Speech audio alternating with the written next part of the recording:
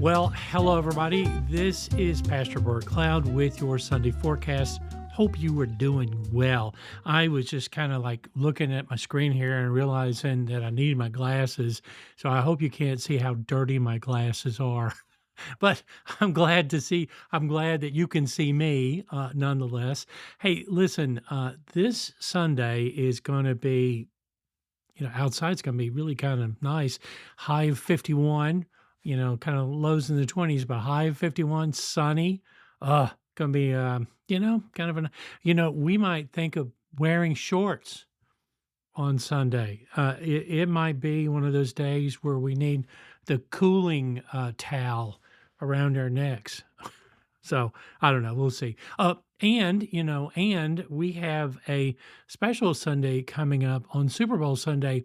I'm going to encourage everybody to wear the jersey of their favorite team. Now, you can be pulling for one of the teams that are playing the Super Bowl, but you can also show up in your Manchester United soccer jersey or your Washington Nationals jersey, just whatever favorite team that you would be pulling for. And of course, all of us are on Team Jesus, right? Right. So that's coming up on Super Bowl Sunday.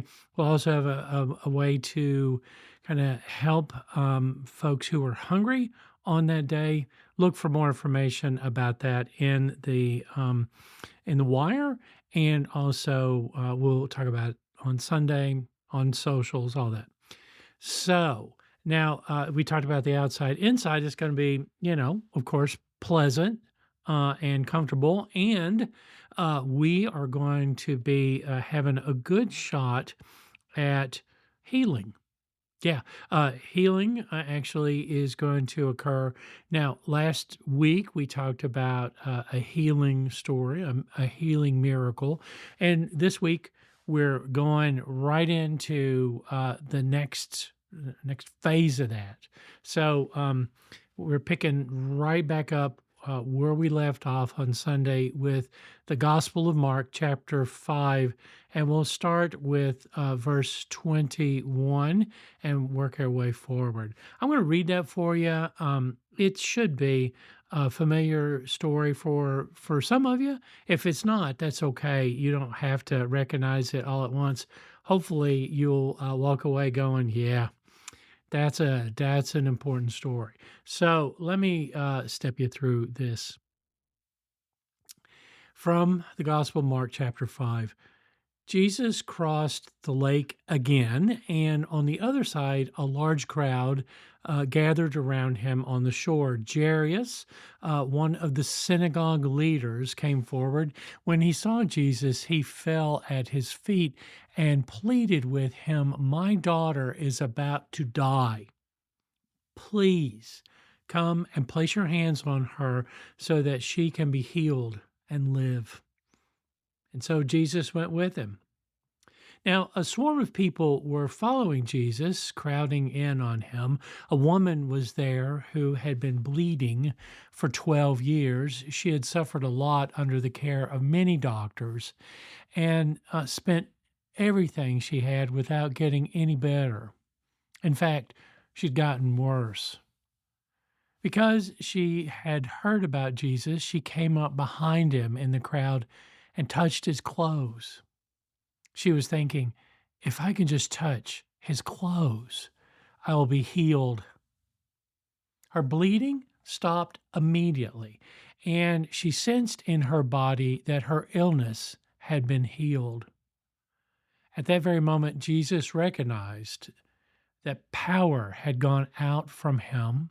He turned around in the crowd and said, "Who touched my clothes?"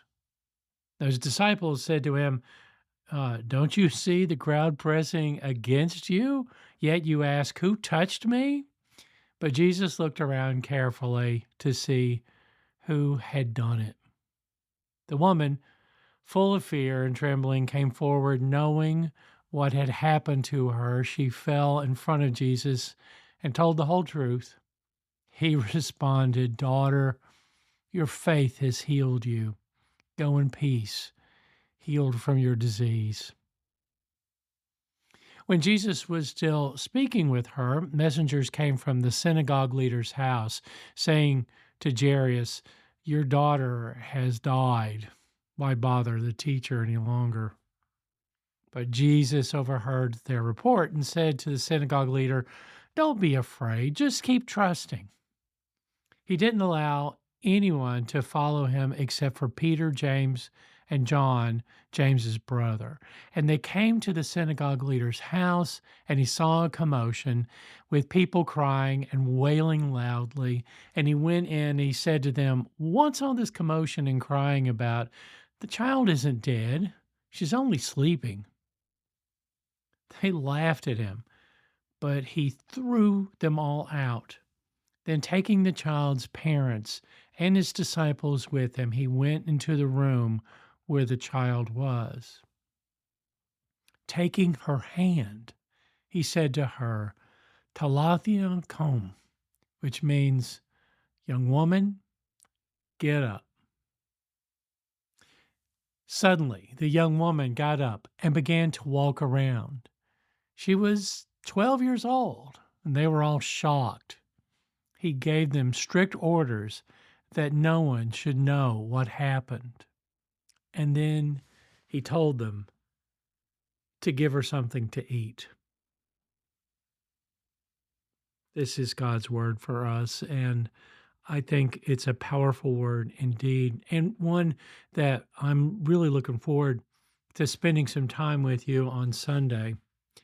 Maybe as you listen to this story or reflect on it some more, it's Mark chapter 5, that you might find yourself kind of taking the perspective of one of the characters here. Maybe you find yourself being in the place of the woman who had been sick for so very long, or maybe you are the leader's daughter. Maybe you are part of the crowd, trying to get to Jesus, or maybe part of the crowd that was mocking Jesus, saying, "She's dead." Perhaps you might find yourself in a place where you're being part of the healing of someone. I don't know. We all have different kind of perspectives on this. So let me invite you to, as you're ready, as you're getting ready for worship on Sunday, to think, where is it that I see myself? And talk to God about that. And come on Sunday, bring your questions and engage the story and its truth, and we'll find all kinds of things together. So listen, God bless you. Have a great rest of your week, and I'll look forward to seeing you on Sunday.